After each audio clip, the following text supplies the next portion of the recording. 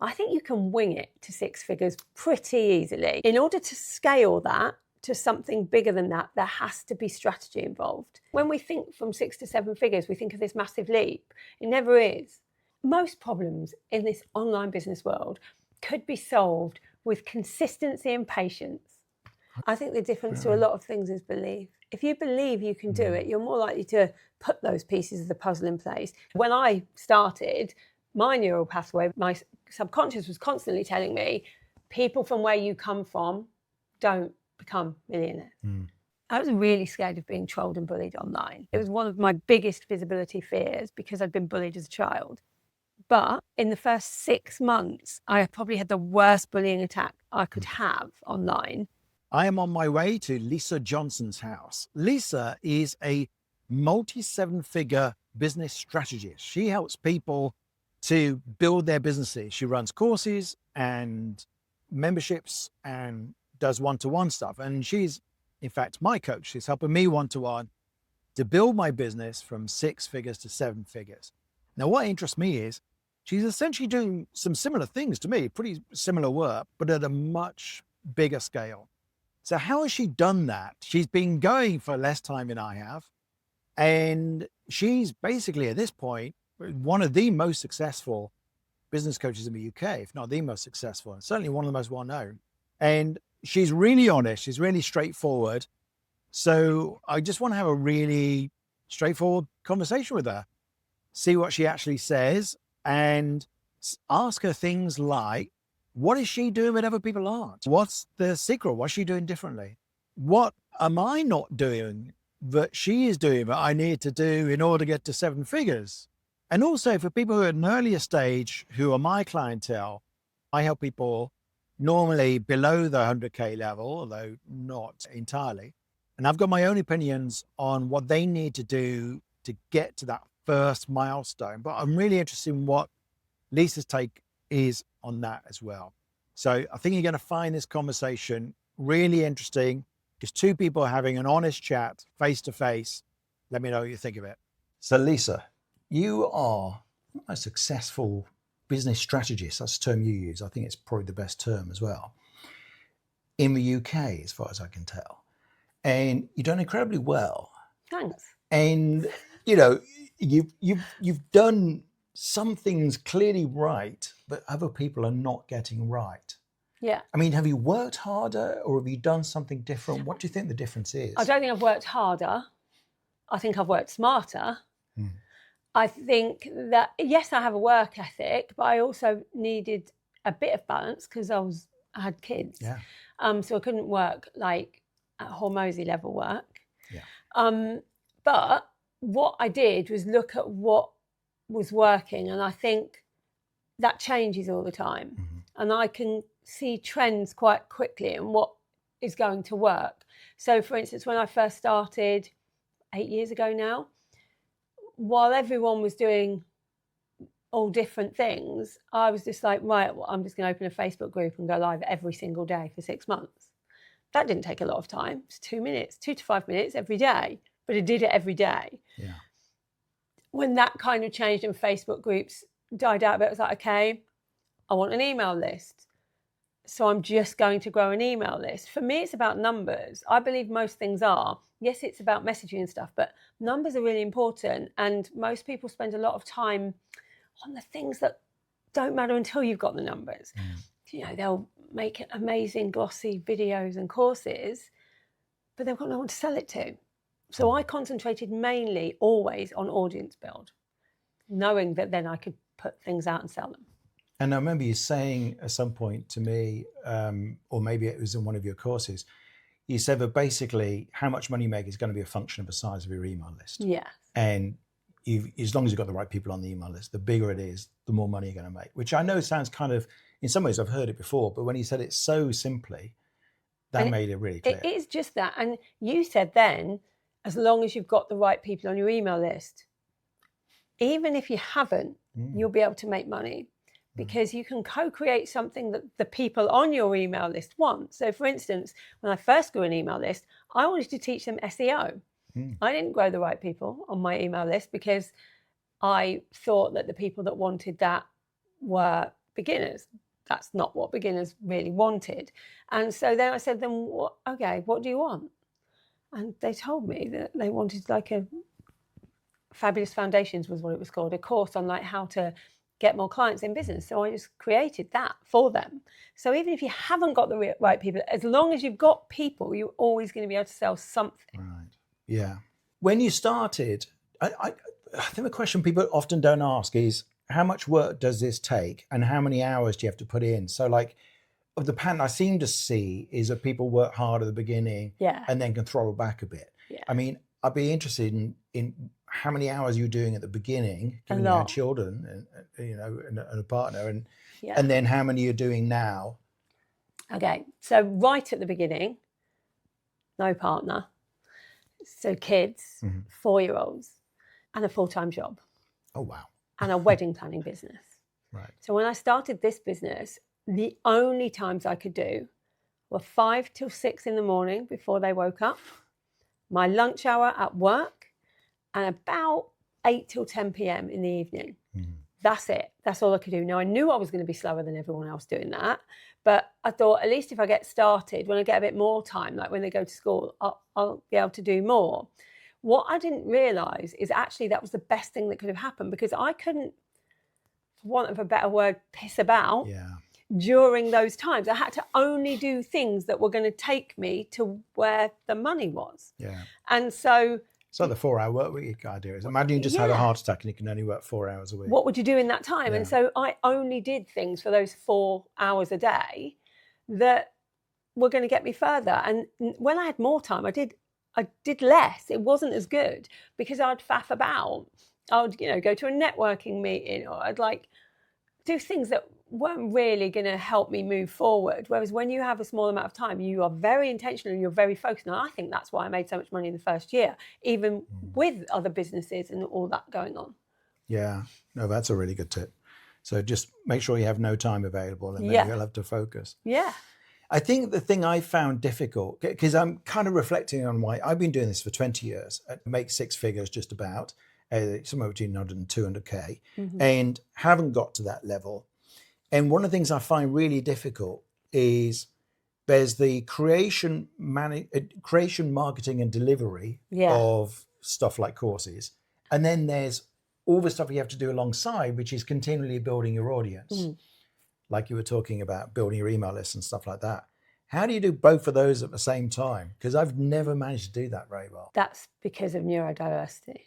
Was it? Yeah. How good does it mean it's not my fault? It's not anyone's fault. I also have a neurodiverse brain. Right. And what that means is it's very difficult for me. When I concentrate on something, I'm concentrating on that one thing. The problem with that, so if I like creating, I'll just create and I'll just do that and I'll really like it. The problem with that is you have to work on your business and in your business at the same time.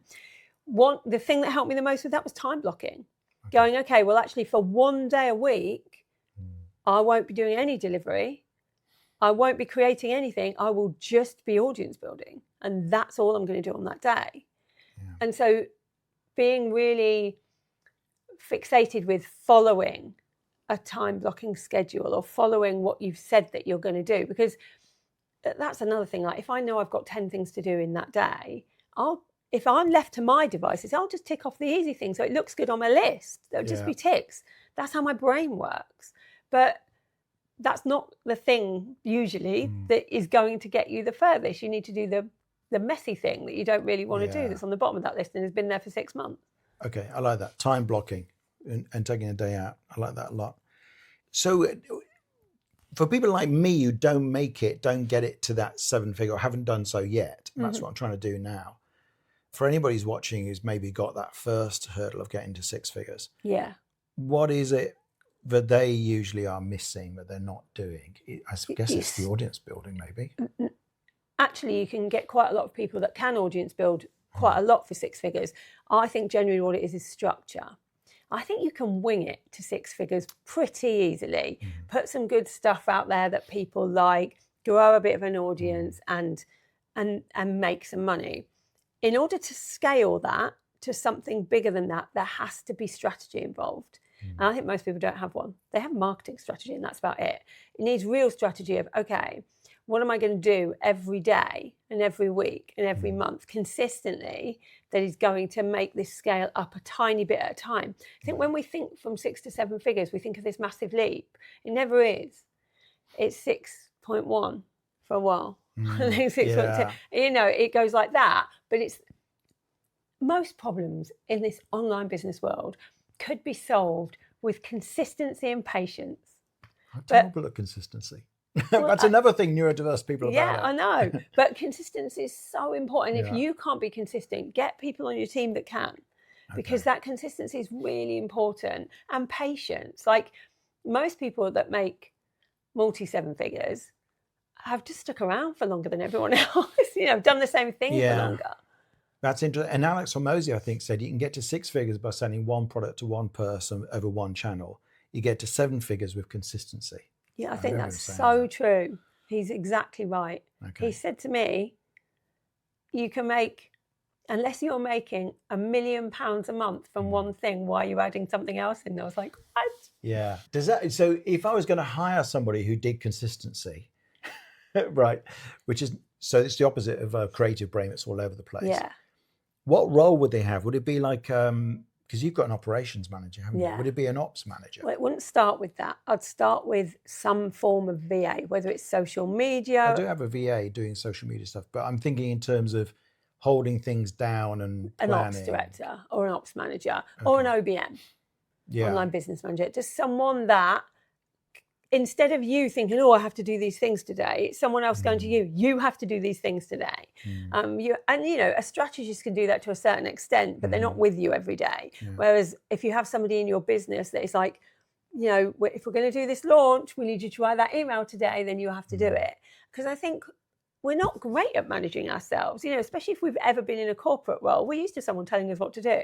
So all of a sudden we're in this position where we have to just make ourselves do things instead of watching Netflix. Yeah. And that's hard. Yeah. No, I'm very bad at that. Yeah. Yeah. Okay. No, that's really helpful. And for those people, you've had like thousands of people go through your one-to-many course. Yeah. And at that lower level, when you're starting from nothing and trying to get to either 100K or even just something that can replace your job if your job's like more modest salary, you know, there's a proportion of people who make it and there's a proportion of people who don't. What do you think's the deciding factor between those two? Between the early days? Well, I'm thinking of the people, like I have people on my courses who make it to 100K and then there's some people who don't seem to ever get the pieces in place. They don't get the traction. And I'm sure you've had this experience. So what's the, you know? I think the difference is belief. Right. I think the difference to a lot of things is belief. If you believe you can do it, you're more likely to put those pieces of the puzzle in place. Because it's not easy. Like in that first year, it's pretty hard actually to like, okay, I've got to learn how to do this and then I've got to implement it. I've got to learn to do this and implement it. It's not fun in the first year. There's a huge learning curve. Yeah, it's not sexy. It's not all the stuff you see out there. It's the day in, day out stuff. Well, people that don't believe it's going to give them the reward won't do it. They'll keep finding ways to procrastinate and not do it. People that believe that if they could just get these things done, it will get them those 6 figures, will do it. Yeah. But that's actually the same at any level. And the belief that gets you to 6 figures doesn't get you to 7. So then you have to have a whole new set of beliefs because you might have got over a few like mindset issues. By the end of 6 figures, they'll be there again for 7. And I'll tell you now, they're there again for 8. I think I have that right now. I can only partly believe that I can get to like at least 1 million. So look at what's happening, what you're telling yourself, and work out why. Because it's normally because of something that's already happened. Like maybe you've tried it before and it didn't work, but this time you're doing things in a different way. So, you know, that neural pathway is already formed and said, this cannot happen, even if you tell yourself. So when I started, my neural pathway was, my subconscious was constantly telling me, people from where you come from don't become millionaires. For a long time, it doesn't matter how much I'd tell myself I'm going to be a millionaire or how much work I did. While that was in my subconscious, there was no way I was ever going to get there. Yeah. Because I'll just keep self-sabotaging and stopping and like, oh, I'm not going to get there anyway. How did you get over that then? Well, I'm not very good at how most people get over it. So how most people do it is they get Post-it notes and they do that Yeah. whole positive affirmation thing where they con their brain into thinking something. My brain is not easily conned. And so I had to find evidence. I was a lawyer. Everything is evidence-based to me. So I had to go and find evidence of people from my background that had made a million. Okay. Then I couldn't say that to myself anymore because, well, others have. And if others can, we can. Yeah. Yeah. I like that. That's great. Okay. And one of the themes of this, book that I'm writing called Crazy Successful, and the theme really of this project is to document my own process to try and get to 7 figures despite being not a terribly together entrepreneur, is the concept that actually often entrepreneurs are driven by things like difficult childhoods. And you've talked a lot about being bullied at school and how bad that was. Do you think that's part of what's made you the entrepreneur that you are? I think that people that have any kind of adversity in their lives are more likely to be successful. If you talk to the most successful people on the planet, they've had adversity, like 9 times out of 10. And it's because when things are difficult, when obstacles get in the way, if you've already been through something where you've had to get over an obstacle, your brain's already used to it. So if you get in entrepreneurship world, it's like a roller coaster. So like you get to an obstacle. Now I know a lot of people that have had no adversity that get to that obstacle and go, oh, can't do that. I tried. I gave it a good go, but I can't do it. Whereas someone that's had adversity will go, how am I going to find a way over it, under it, through it? Yeah. I'm going to get past this obstacle. I've got past worse. And they will find a way. Yeah. And I think one of the fears that holds people back is that fear of visibility, which you talk about quite a bit, that you help people over. And you must have dealt with this yourself. And you come in for quite a bit of trolling. I think because you're a prominent figure, on the UK scene. I'm opinionated. Well, you're opinionated as well, I guess. And maybe also because you say you talk about having integrity and how important that is to have in our world of giving advice. And that sort of sets you up as a target because people want to kind of find holes, I guess. But how do you process that now when people have a pop at you and say all sorts of stupid things? I don't really need to now. I used to have to process it and I used to have to worry about it and think, what does this mean about me? Until you realise, and it takes a while, that it's nothing to do with you. It's just nothing to do with you. It's nothing to do with me. Like the trolling, all of it. It's nothing to people that do a course and then they don't get the results and so you're to blame even though they never opened a page. It's nothing to do with you. Yeah. And once you realise that, and you don't need validation, I needed so much validation when I started.